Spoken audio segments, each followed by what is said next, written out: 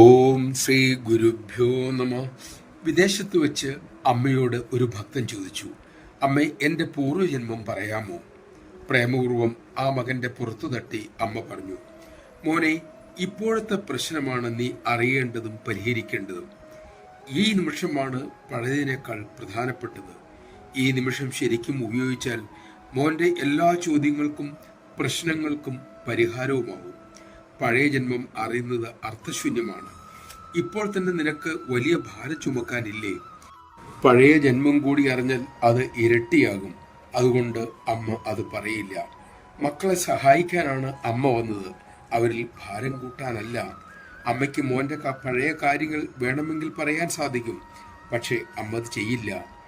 അതോടുകൂടി ഇപ്പോഴുള്ള പലരുമായിട്ടുള്ള ബന്ധം ഉലഞ്ഞും പോവും. അതോടെ ജീവിതം കൂടുതൽ ദുഷ്കരമാകും. മക്കളെ, നമഃശിവായ.